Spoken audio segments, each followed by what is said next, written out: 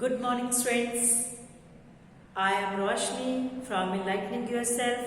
Students, आज हम start कर रहे हैं next topic that is metallic character. Students, metallic और नॉन मेटेलिक कैरेक्टर्स पीरियड के अंदर क्या चेंजेस आते हैं हम देखेंगे कि what is the changes in the metallic and non metallic character in a period. और पीरियड के बाद फिर मैं आपको ग्रुप का डिस्कस करूंगी. लेकिन स्टूडेंट्स, मैं आपको बता रही हूँ सीबीएसई में इस चैप्टर से भी काफी अच्छे क्वेश्चंस आते हैं और ज्यादातर क्वेश्चंस यही होते हैं कि मेटेलिक कैरेक्टर पे क्या इफेक्ट पड़ेगा ग्रुप और पीरियड के अंदर. ठीक है, ऐसे वैलेंसी और वैलेंस इलेक्ट्रॉन पे क्या चेंज आता है अगर हम पीरियड में मूव कर रहे हैं या ग्रुप के अंदर मूव कर रहे हैं पीरियोडिक टेबल में. इसी तरीके से एटम के साइज के ऊपर क्या इफेक्ट पड़ेगा. तो ये सारे क्वेश्चंस आते हैं, तो ध्यान से इन वीडियोस को सुनो. और जो मैं लिख रही हूँ 1 या 3 मार्क्स में यही चीज लिखनी पड़ती है. रीजन इसलिए मैं आपको लिख के दिखा रही हूँ. तो इनको आप अपनी नोटबुक में भी नोट डाउन कर सकते हो या अपनी बुक के पेज में जहां ये टॉपिक दे रखा है वहां पे इसको ये रीजन को नोट डाउन कर लो. अंडरस्टूड. तो आज का टॉपिक देखते हैं students, metallic character and non metallic character. देखो बेटा, जब हम पीरियड के अंदर ऐसे मूव कर रहे हैं, ये पीरियोडिक टेबल का मैंने थर्ड पीरियड लिया है. So when we move from left to right in the periodic table, so what happen, क्या होगा, मेटेलिक कैरेक्टर डिक्रीज और नॉन मेटेलिक कैरेक्टर क्या होगा स्टूडेंट्स, इंक्रीज. देखो यहां से ये मेटल्स है तो क्या होगा स्टूडेंट्स,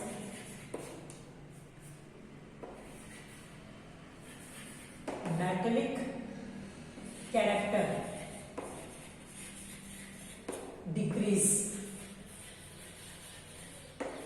और यहां से देखो स्टूडेंट, ये सिलिकॉन तो हो गया मेटेलॉइड. मेटेलॉइड क्या होता है बेटा, जिसकी प्रॉपर्टीज मेटल्स और नॉन मेटल्स दोनों से बोथ से मिलती है, विच है both the properties of metals and non metals, that is called metalloid. ऐसे आर्सेमोनी, टिटेरियम, जर्मेनियम, तो ये सारे क्या है बेटा आपके मेटेलॉइड्स हैं. मेटल्स और मेटेलॉइड के पीरियोडिक टेबल में आप देखोगे मेटेलॉइड जहां पे मेटल्स और मेटेलॉइड नॉन मेटल्स है, तो वहां मेटेलॉइड के लिए जिगजैग एक लाइन दे रखी है पीरियोडिक टेबल में. वो जिगजैग लाइन क्या इंडिकेट करती है कि ये बाउंड्री है जहां पे मेटेलॉइड की शो कर रखे हैं मेटेलॉइड्स को. तो देखो स्टूडेंट्स, मेटेलिक कैरेक्टर क्या हो रहे हैं, डिक्रीज. और इस तरीके से नॉन मेटेलिक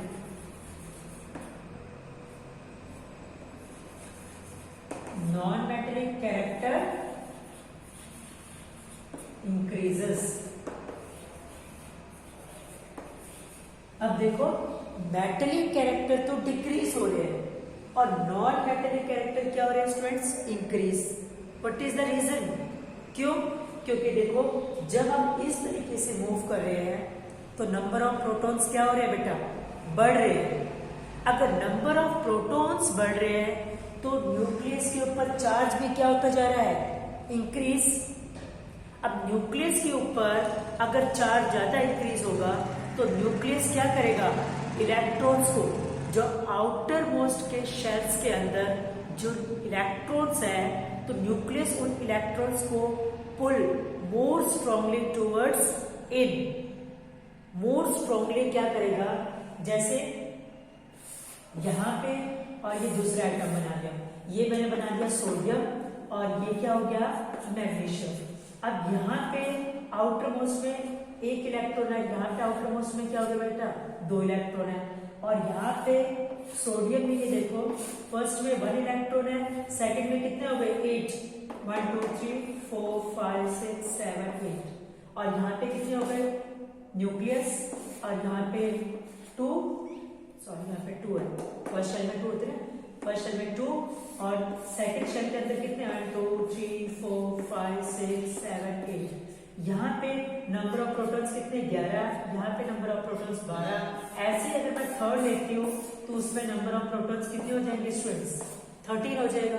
तो जब नंबर ऑफ प्रोटॉन्स ऐसे इंक्रीज होते जाएंगे पीरियड के अंदर, तो charge on the nucleus, nucleus के ऊपर चार्ज क्या होता जाएगा बेटा, इंक्रीज।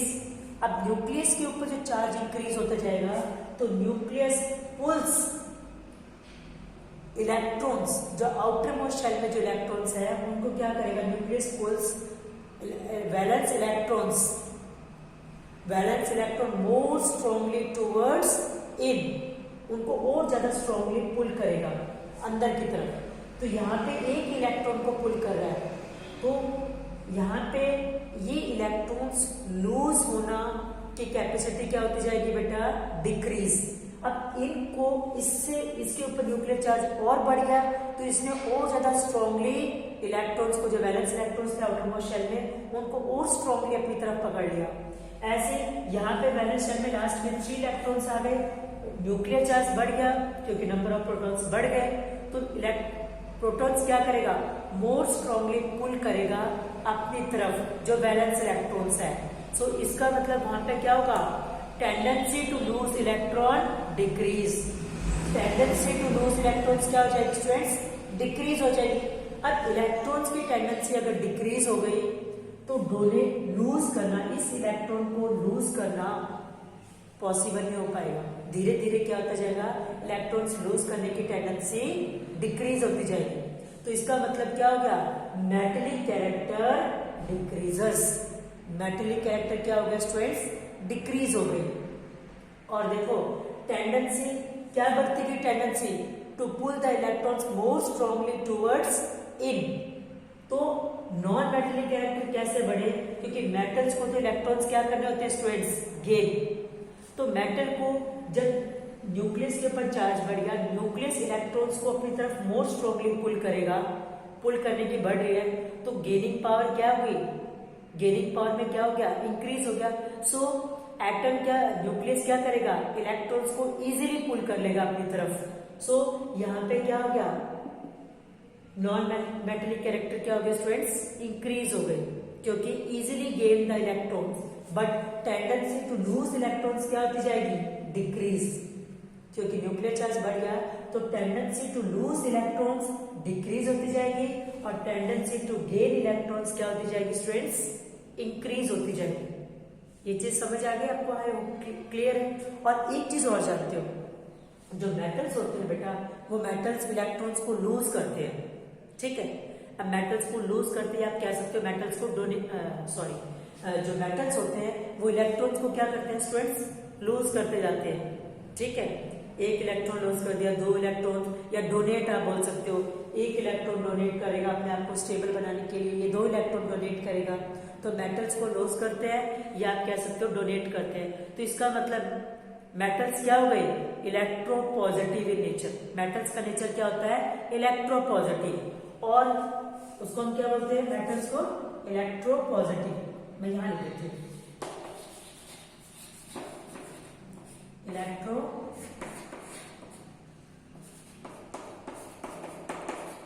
इसका मतलब इलेक्ट्रोपॉजिटिव नेचर किसका होता है स्टूडेंट्स, मेटल्स का होता है। और non metallic character, non metals है तो नॉन मेटल्स क्या करते हैं, इलेक्ट्रॉन्स गेन करते हैं, गेन करते हैं। तो इनका नेचर कैसा हुआ, इलेक्ट्रोनेगेटिव।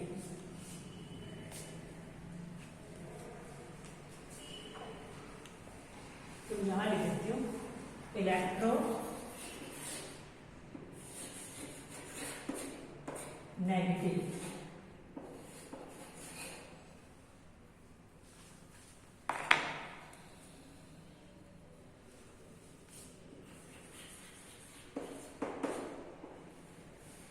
ठीक है। सो इलेक्ट्रोनेगेटिव, नॉन मेटल्स का कैरेक्टर कैसा होता है बेटा, इलेक्ट्रोनेगेटिव, और इसका कैसा होता है, मेटल्स का इलेक्ट्रोपॉजिटिव।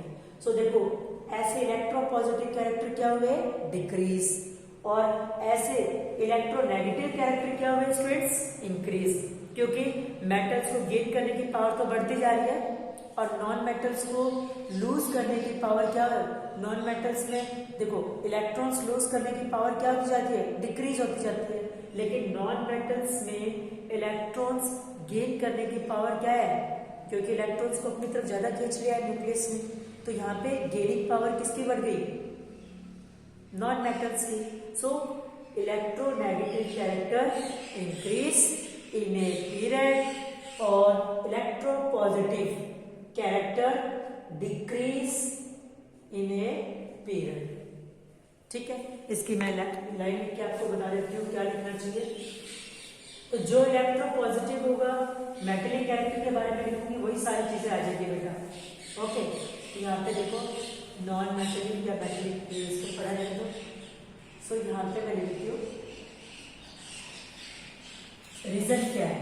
सो हम लोग लिख देते हैं इसमें यहाँ पे as we move from left to right in the periodic table, nuclear charge increases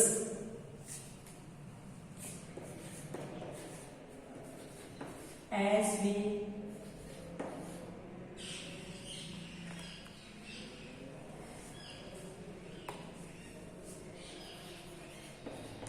move from left to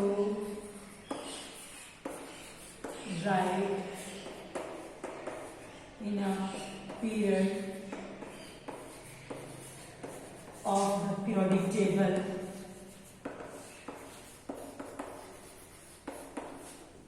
metallic character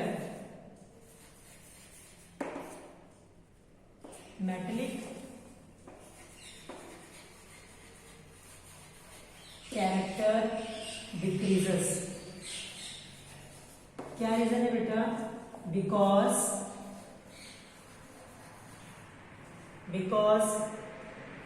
charge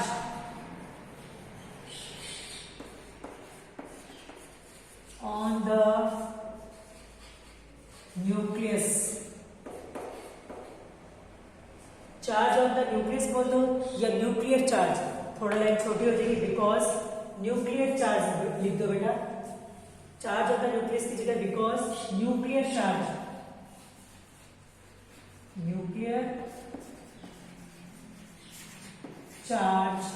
increases.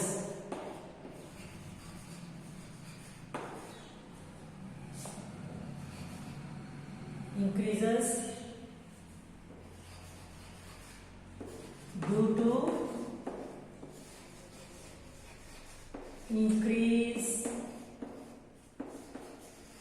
increase in the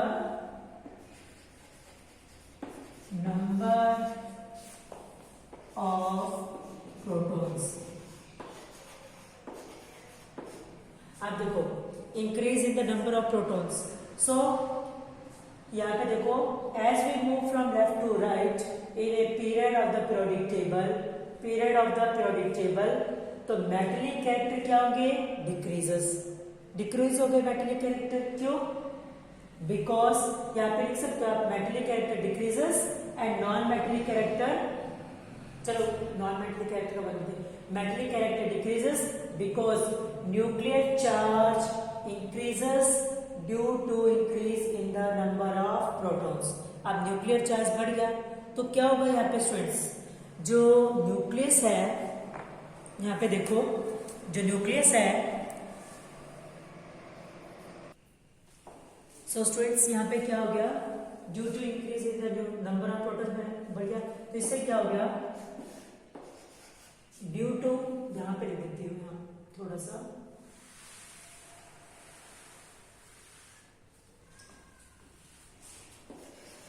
so due to increase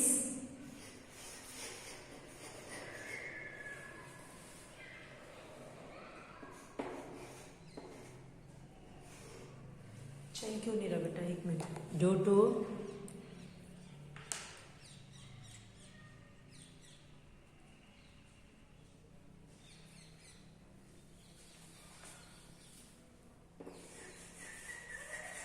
increase in the nuclear charge,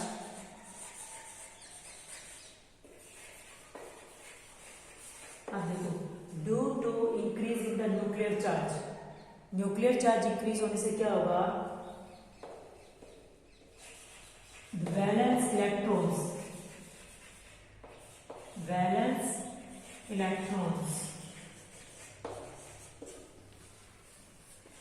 are pulled in more strongly,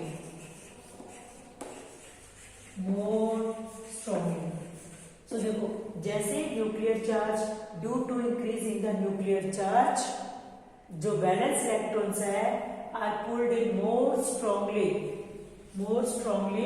किस side आ जाएगा, more strongly towards the nucleus, more strongly towards the nucleus and hence the tendency, और आप लिख सकते हो and hence the tendency to lose electrons decreases.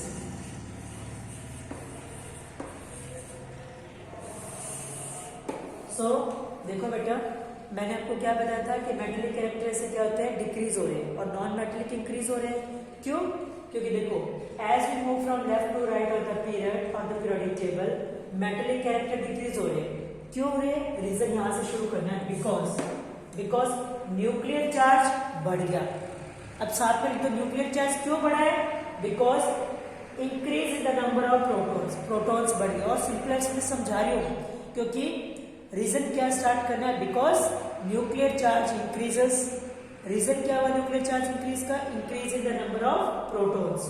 और due to increase in the nuclear charge, अभी न्यूक्लियर चार्ज बढ़ गया तो जो वैलेंस इलेक्ट्रॉन्स है वो पुल्ड इन अंदर की तरफ आ जाएंगे मोर स्ट्रांगली, और पुल्ड इन मोर स्ट्रांगली, उनको ज्यादा स्ट्रांगली पुल करेंगे टूवर्ड्स द न्यूक्लियस की तरफ ज्यादा वो खींच जाएंगे।